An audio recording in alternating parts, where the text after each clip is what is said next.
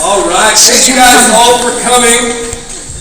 We're going to be trying to do at the beginning of each, at least strength season, we're going to be trying to do some of these clinics to kind of go over what specific movements we're doing. Today we're going to concentrate on 3 of our main movements that we are testing. So inside of this we have our deadlift, our bench press, and our squat. So it's kind of like a mini powerlifting meet today. This is what we sub-max on. And so when we do our challenges this season, we will have the 3 lifts that could take the entire day because we're pushing each other or we're pushing ourselves as heavy as we can go for 3 to 5 rep range. Anywhere above 2 is kind of our mark, so we can go to 5. An advantage to coming here, you kind of get the lowdown on the challenge. So basically the algorithm does best when we have anywhere from 2 to 10 reps. So when you're maxing out, get a weight that you can do a couple reps, and then if you can do that 3rd, 4th, 5th, 6th rep with it and continue to go, then that elevates that 1 rep max. That is the equation. So that's what we do. We don't go to a strict 1 rep max just because the injury risk is a little higher when we're just packing on enough weight that we can only do 1 time. And so we want to see those reps in there.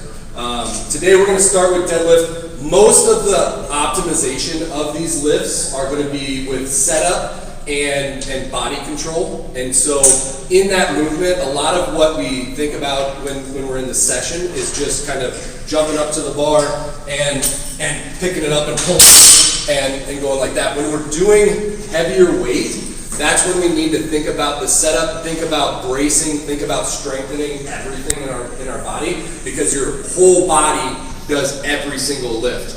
The deadlift, a little bit more transparent, but even the bench press, your entire body is participating in that lift. And so a lot of people just think it's arms and chest that are doing this. When we get the proper setup, our entire body is helping lift that up. So today we're going to start with the deadlift. There's certain points of the deadlift that we want to concentrate on, both for safety and for optimizing as much weight as we can. When we're in our deadlift, we want to make sure, starting with footwear, we want to make sure that we have flat. If the thing I would stay away from is running shoes. Popular like training shoes, like the No Bulls there, those are all good because they have a flat sole. We want to just have a flat sole for our both squat and dead. And because I don't, I'm going to take it off. The reason being, you're pulling against the ground. You don't want to have compression in your shoe that just creates instability in that lift. So as I get set up to the bar, the first thing that we're going to talk about is where you set up. You're going to be centered at the bar. We don't want to be out here. We want the bar to be as close, touching our shins as possible. So it's over at least our laces, if not fully touching our shins here. So what we're going to do, we have a couple different grip options as well. Some people like the over grip, so we're gripping the bar like this. All we want to do we're talking our standard deadlift. We're not doing sumos. That's a different story for a different day. So when we're doing our standard deadlift, your feet are going to be at shoulder width or a little narrower, and our hands just comfortably where we want to put them down, where they hang. So then we can have a couple different grips. We can have double over. We can have a hook grip that helps when you're getting really heavy weight. So what we're going to do is hook our thumb, and at the other side of the bar, we're grabbing that thumb here like this. So if I'm putting my thumb over and I'm grabbing and I'm hooking it here, so we can all kind of see that hook grip. That's a pretty standard grip for people. The other one that helps, that I prefer doing, I know Amber does this as well. I think a lot of the coaches have done this grip, but it's you're going opposite grips. So you're going one overhand and one underhand. Same thing, it's just where it hangs, coming down and gripping. This is what I prefer. It just helps that grip as you're going. We do have chalk for our heavy days, and that just allows for not slipping if you're sweaty as well. So, talked about grip. Now I'm down, gripping the bar. How do I pull? Do I just pull it straight up? That is wrong. We don't want to have that rounded back. What we want to do is we want to pull ourselves down into this position, into kind of the bottom of your squat position here. And this is where we want to start our pull from. If we're doing like an RDL, we have a higher hip set, but we're doing deadlifts, so we're going down into the hole right here, and we really want to concentrate at the beginning, pulling our stability and pulling our shoulder blades back. So I'm going to be down here, I'm going to sit in the hole, and I'm going to lock my back and stabilize this position. So this is the position that we want to start with, but we don't want to just start from the bottom and pull up. If you see here, we have, before this bar comes off the ground, when you have a lot of weight on it, there's like an inch of slack in there. So that's one thing that's overlooked a lot, is we pull from the ground. We set up with this power, and we just pull from the bottom, and you hear that slack come out in the lift. We want to get rid of that slack first. So when we tighten up the back, that's when I like to get rid of that slack. So as I come down here, I'm sinking into the hole. I lock that back up.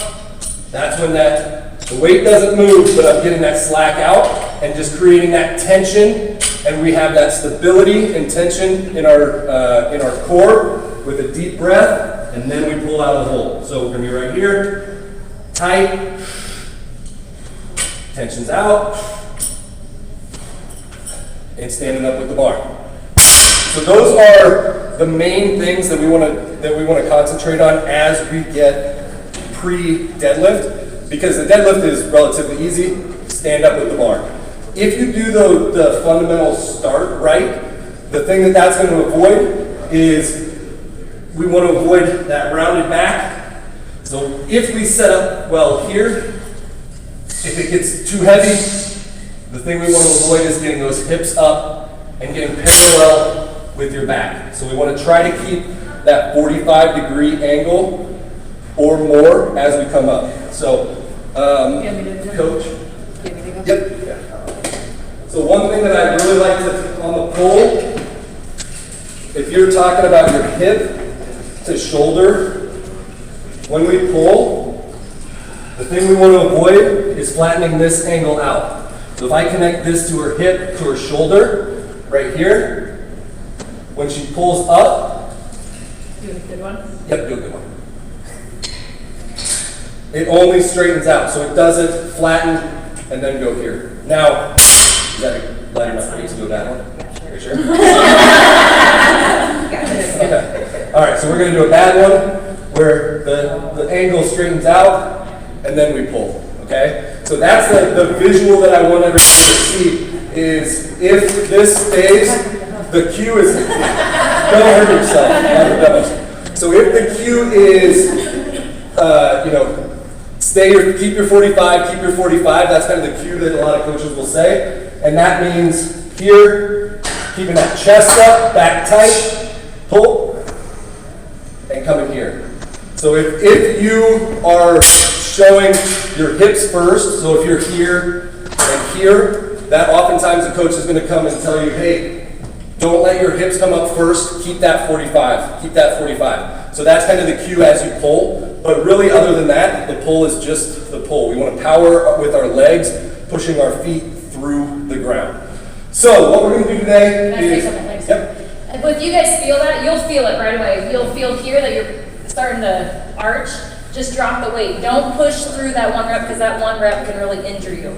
So just stop, change your weight out, because it's not worth risking that injury just to get one more rep, okay? So if you feel it, chances are you're doing it that way. Drop the weight, change the weight out, and then go again. Or you need more recovery in between each set. Also talk about lifting belts, because I think those are really beneficial for any lower back pain and stuff if you do have lower back issues. So we have a few at all of the gyms that are kind of hanging around, so you can find one if it works. What I would recommend, because lifting belts everyone is a different size, the one size fits all, we have different sizes at the gym, but there might be other people that need it. I would recommend getting they're not an expensive item, get a lifting belt that you feel comfortable with. It's a nylon, super easy one. All it does is it creates that, that compression so that when you're at the bottom of your lift and you breathe in, you're creating that tension inside, and you can, it's almost a tool where not only is it keeping the compression, but you can also feel how much pressure you're putting against that belt, and that's what's going to create, yeah, so it's just something as easy as this. And it needs to be tight, like it should feel uncomfortable.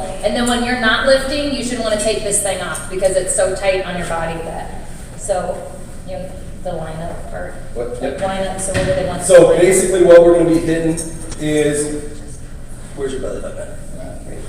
There we go. All right, so it's gonna be, My pants. right, I was gonna say, I don't wear pants. Something over my belly metal, button, so something I don't wear pants. metal. We're gonna be kind of on the bottom third of our belly button, so it's gonna be on the, right on the bottom of your belt. For me, it's right above my waistline. Obviously, women are wearing higher, so it's gonna be over your waistline in this case. And just crank it in as tight as possible here, and it should feel uncomfortable. It should feel like you can almost not catch your breath when it's tight, ready for a lift, because then that's the only time that you're gonna be doing it. True waist. Yes, yep, true waist. Because if it's too low when you're going, it's gonna slip up into your waist, because the dips are gonna push it up, so just put it right on your waist. But you'll feel that tension. I use a lifting belt all the time because I flex my core a lot more, which helps take pressure off that lower back, so you're not lifting with that lower back. So they're amazing. Amazon has them. Yeah. Is there a belly button then above it or either? Right, my belly button's right there, so Yep. it's kind of right in the middle. Right Okay. on. Yep, my belly button's right in the middle. Can you preface and say when you're going heavy with a lifting belt, not when you're doing 20 reps, that's Right, and this is for this season. Last season, when we're in endurance season, when we're going 15 to 20 reps, that is a time to build your core strength. So we don't want to be using a belt when we're going lightweight, high reps. So great point. We want to make sure that we're doing it only when we're going heavy. 10 or less reps is kind of the key. If you're doing 12, 15, 20 reps like our endurance season, then we can shake the belt, work on the strength. Yes? Is there a difference in stance for women since the hips are different, and then is there a difference in short and tall? There isn't for the standard deadlift. So basically what this means is there's two different kinds of deadlifts. There's a sumo, which we're out, and there's the standard, which we're in. So it could, wherever it feels comfortable, but it's inside of your hand grip, right? So the big thing we don't want to do is be here, because now our grip and our knees are getting in the way of that grip. So then that's, if someone was doing sumo, which again is a different story for a different day, you're going to be inside of your knees. But we are testing our standards, so we're going to be in for the conventional. And so just to make sure our knees are inside that grip. They can still fluctuate for whatever's comfortable. I prefer, in my own lift, I prefer very narrow. I know some lifters that have just a wider base feels more comfortable, but as long as their arms are outside of their knees, of their stance, that's what the conventional will be. Yep. So for shoes, are we okay with them taking their shoes off during deadlifts? Or recommend getting lifting shoes and then switching out? Yes, we can, if you want to take your shoes off during the deadlift, during that rep. So if I'm deadlifting, I have my shoes on, I'm ready to go, I just slip them off just like I did here, step in, knock it out, and then put them back on. Obviously, when we're doing training, our testing challenge days, we're mostly concentrated on this, and so dress accordingly. But obviously, when we're done with this, we might have 1 or 2 rounds of something else. So bring something else for that if you do have lifting shoes. So, great question. All right, so what we're going to do here is kind of go around and get kind of a sample for anyone that wants to jump under the bar. We're going to get a couple different weights set so that we can just kind of talk through everybody's 1 reps. So we'll probably only give you guys 10 minutes. Yep. Okay, so we'll post this video. You can rewatch, practice on your own.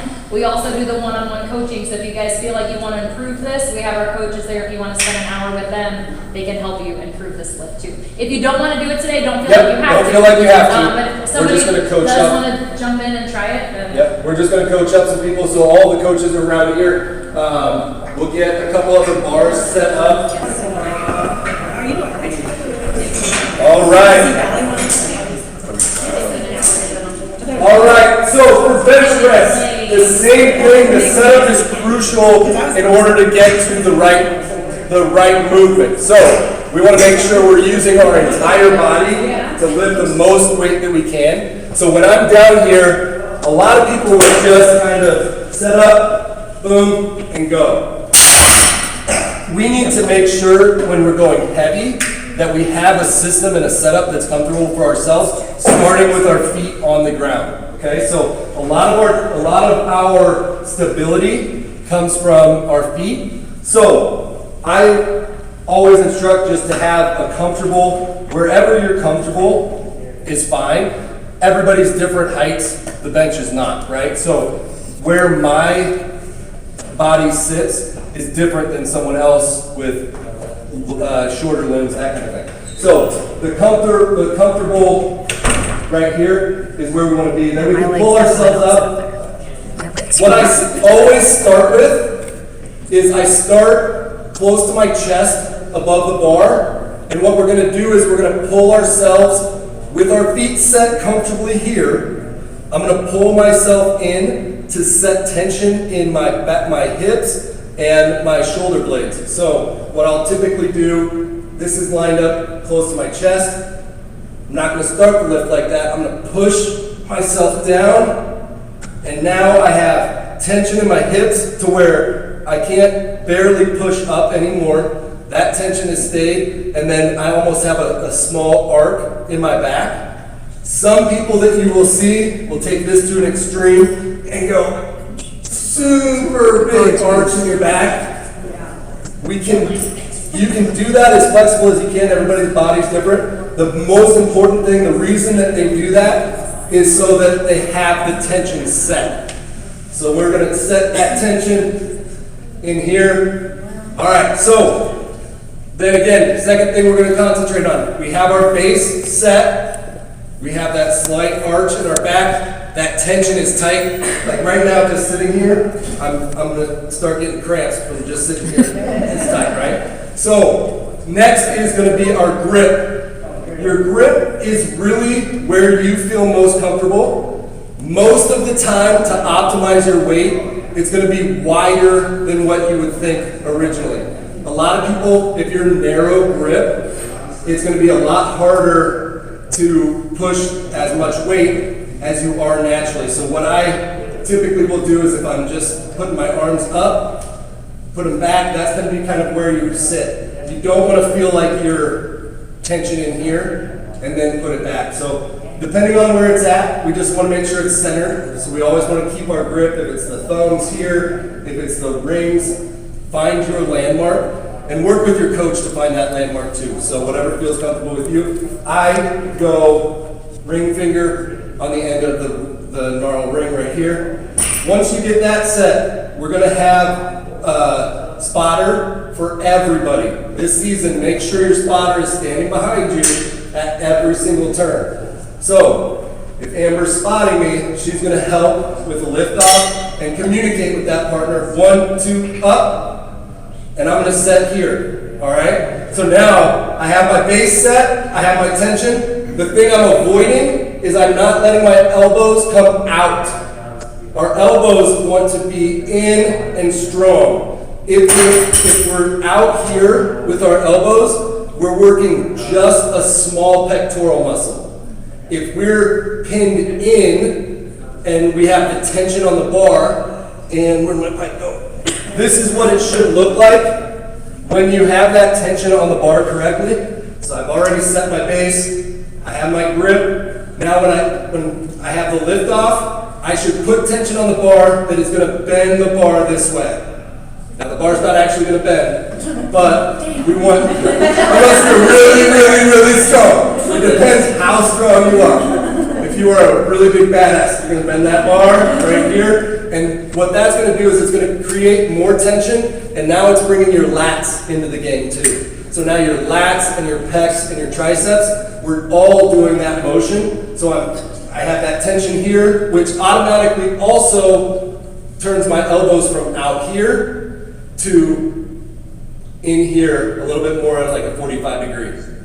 So instead of going here, where I have no strength, elbows out, now I'm gonna put that tension in, elbows in, and I'm coming down right to the chest and driving straight up. So, full setup and a full rep will look something like this.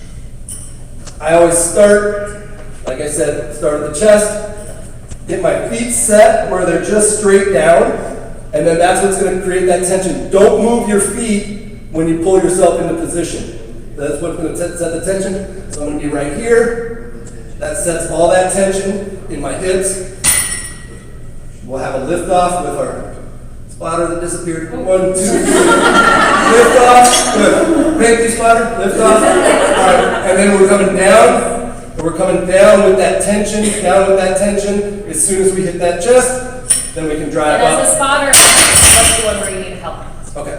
Because that might be something. As a spotter, you're looking for the bar to come back down. So you can be under the bar the whole time. If I'm coming down and I'm coming up really, really slow, don't help, don't help, don't help, don't help, don't help, don't help. But if I'm coming up really slow and that bar starts coming back down, now you help lift. So make sure that the coaches are talking to the spotters. Make sure that all of the spotters know what they're doing. Communicate with your partner because that is huge. But we also don't want to interrupt what would be a good rep. If you're going slow and you're still getting it, we don't want to interrupt that rep by them pulling it off or them giving you that false lift. And you guys communicate. Like, I don't like when somebody's just there the whole time, so I'll say, I'll let you know if I need help. And then, like, this last, like, if I'm going, I'll be like, okay, I'll probably need help this last rep, so then they can guide me, right? Because if the hands are in my face and I'm trying to bench, it's, like, too much.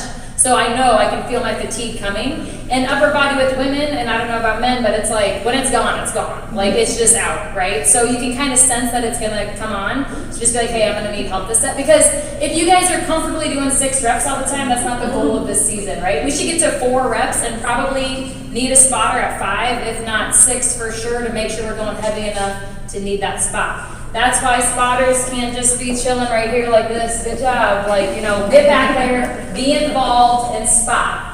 And that's why a lot of times we're partnering up this season so you can have that spotter. If you're in a group of 4, we want you to partner up. We don't want you to have your own racks because if you're not getting your spotter, you're not getting what we want out of this season. Okay? Awesome. All right, so let's get some setups practiced. Squat.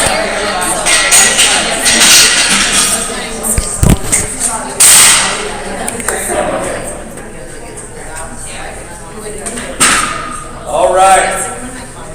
4-hour squat. Same thing. Most of the things that get overlooked are the small things that the setup, what's tight, what has the tension.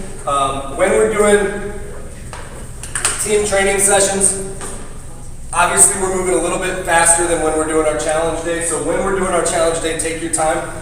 Typically, we're just getting under the bar. It's light enough that we can just kind of grab it, go, get set up, and start squatting, right?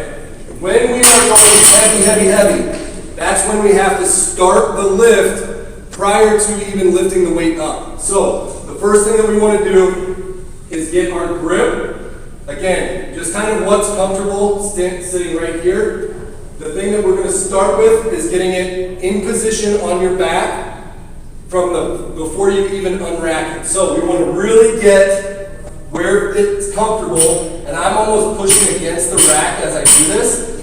Where is it comfortable? If you don't want to be too far in with your grip to where it just is uncomfortable and hurts, and you don't want to be too wide with your grip that it's loose and it feels like you don't have control over the bar. So same thing with me personally, I go ring finger on the neural rings here, and I'm right here. So I guess for me, this is the exact same as my bench press. For you, it may be the same, it might be a good starting point, but adjust where need be. And then I'm gonna get it set, okay? When we're going heavy, heavy, heavy, we oftentimes want to think about a medium to low bar setting. If you typically have a high bar setting where it's really high up on your neck, that's going to limit the weight that you can do in this. So most power lifters dip that bar a little bit farther back on your shoulder girdle, right behind your traps.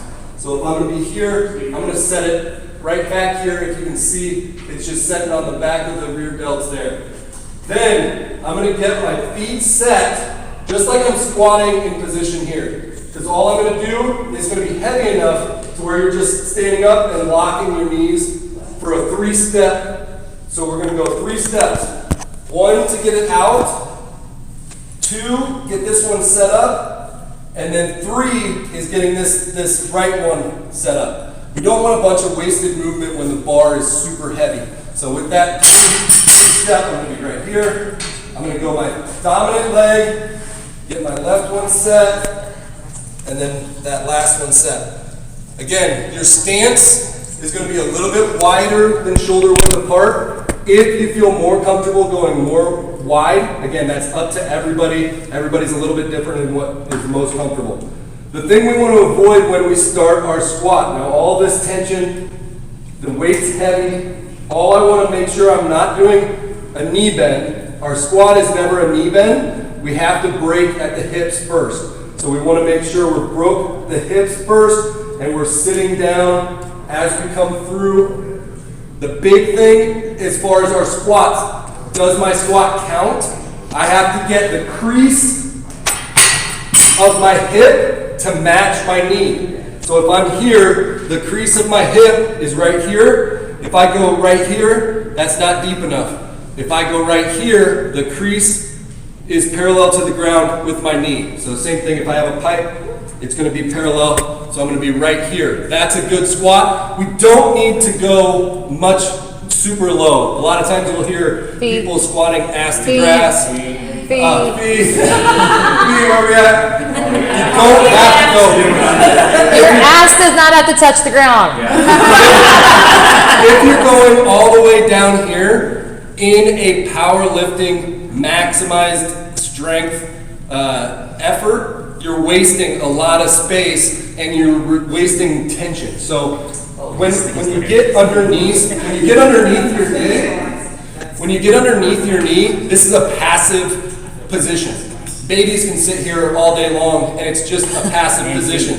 So it doesn't, what happens to your body when you get too low is everything has a little bit of a release. So it just sits in a passive position. And when you have a ton of weight on your body, you don't want to get into a passive position because when you get too low, if your body relaxes a little bit, to come out of that hole, you have to get back into that, tighten it up, back up. So as I come down, we want to get that 3-step, get locked in, break at the hips. I'm going to come down. Again, same thing with, I want to keep my chest high. And I want to keep that tension, it's same with my deadlift. We want to keep that tension in the core. So as I come back, I'm going to create that tension. Again, we want to be wearing a lifting belt if we're going super heavy, and you should feel that tension on the lifting belt. As you come down, you should feel that breathing. So we're going to be there, did my 3-step, feel that tension. Breaking the hips, coming down. I'm keeping my chest up. It helps to have eyes up. The thing we want to avoid is a rounded spine here. Okay? So if I'm keeping my eyes up, keeping my chest up, keeping tension as we go, I get low enough, and then I'm powering out of the hole. The whole time, we want to concentrate on our chest up, eyes up, keeping that tension. Again, avoid a rounded back. So if we get too heavy, how do we bail on a squat that we're not going to get? That's important because we want to try to get as heavy as possible. But what we do is we collapse forward onto the monster arms. So if I'm here and I'm not going to get it, and actually the other set for bench, I don't want to go that low. The spotter can help. First, show that one right. Do you want spotters helping on squats? Yeah, spotters. So if he needs a little bit of assistance, at that point you're gonna be like, I can't spot this out, it's just too heavy, because he doesn't have enough leg strength to get it up. But if he's struggling a little bit and he's coming down and he's like help or whatever, you If know, I'm this- right here, if he comes up and then goes down. You can pull on the bar a little bit to help lighten that load as we come up. But again, as a spotter, you most likely, if someone is lifting with their legs, they're going to be able to do more than you can curl, right? So the little help that you can give might be able to get them out of that stuck point or out of the hole. But if we can't, then we want to bail on it. And I'm going to be down here. If I can't get it, I don't want to round and keep pushing. All we have to do is fall forward right here onto the bar. You're not going to get hurt as long as you fall forward. Where you start to see issues is if you try, you're pushing, you're trying to push back, and then you're ditching it backwards, or you're ditching it into your spotter. So your spotter is also going to be there to help guide that down. So why don't you fail on one, and I'll spot. I can't help her get out of the hole. It's too heavy for me to come up, so I can't help her. Just help her guide that down. And all that weight now rests on there. And my you just pride have to- goes out the front door. Exactly. There it goes. That's all right. All right. Any questions before we jump onto the bar for some squats? Yes. So if we start with falling forward, are we allowed to put weights under our heels? Yes. So if you want weights, the 2.5 under your heels, that's fine. If you have lifting shoes that have a wedge, that's great too. Same thing with shoes for this lift, like we talked about deadlifts. We don't want super squishy running shoes. We want to have a flat sole. There's a ton of shoes out there that are made for lifting and training right now. Most of them are great. All it has to do is that flat sole that doesn't have a bunch of compression in it is the main thing. So. And also, I don't know if you want to discuss this, but try to partner up with someone that's your height. Because if Tyler and I are partnering and I have to come up on my toes to get that bar off, you set yourself up to injure yourself, okay? But then you also don't want that person, and I don't know if this matters, going too low to get the bar up. That's a waste of strength. So it's a little bit of waste of energy and strength. So just make sure you're partnering up, changing the weights out and things like that. You short people. Damn it! My parents. All right. So everybody will set up at different heights and we'll rock and roll. The biggest thing is that setup and that tension, making sure that we're ready. Obviously, when we're going light like this, just with the bar, you're not going to get as much of that same thing.